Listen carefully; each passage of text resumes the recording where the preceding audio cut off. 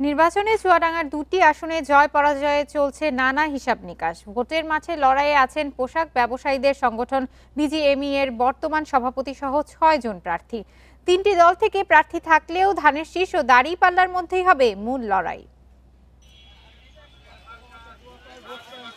সদরের বেশিরভাগ অংশ এবং আলমডাঙ্গা উপজেলা নিয়ে চুয়াডাঙ্গা এক আসনে প্রার্থী ৩ জন। ৮০ দশক থেকে বিএনপির ঘাঁটি হিসেবে পরিচিত আসনে জয়ের আশা করছেন দলটির প্রার্থী মোহাম্মদ শরীফুজ্জামান। তার মূল প্রতিদ্বন্দ্বী জামাতের মাসুদ পারভেজ। প্রতিদ্বন্দ্বিতার আভাস দিচ্ছেন ইসলামী আন্দোলনের মোহাম্মদ জহুরুল ইসলামও।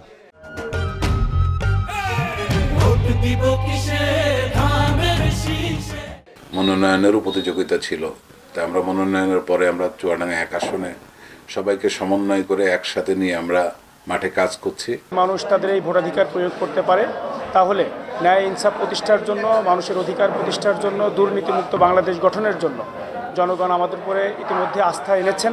অবাধ, সুষ্ঠু, গ্রহণযোগ্য এবং নিরপেক্ষ লেভেল প্লেইং ফিল্ডের মাধ্যমে নির্বাচন অনুষ্ঠিত হয়।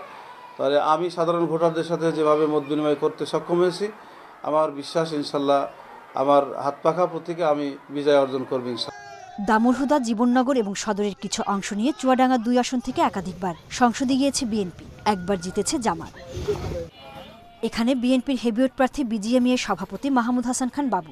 গ্রামের অনেক ইনফ্রাস্ট্রাকচার, বিশেষ করে রাস্তা, কালভার্ট, এগুলো অত্যন্ত দুর্বল অবস্থায় আছে, সেটা ঠিক করা। কৃষি বিশ্ববিদ্যালয়টা যেন হয়। আমরা নতুন করে ঢেলে এলাকাটাকে সাজাতে চাই। আমাদের কৃষি প্রধান অঞ্চল, কৃষকদের জন্য আমাদের ব্যাপক পরিকল্পনা বিভিন্ন সময় আমরা বলেছি। জেলার ১৬৭টি কেন্দ্র ঝুঁকিপূর্ণ। অবাধ, সুষ্ঠু পরিবেশে ভোট নিশ্চিতের দাবি ভোটারদের। নতুন বাংলাদেশ দেখতে চাই, আবার সামনের দিকে যেন বাংলাদেশটা আরও উন্নতর পথে যেতে পারে, এই প্রত্যাশাই করছি। দুটি আসনে মোট ভোটার ৯,৯৩,৫৪৯ জন। Independent news.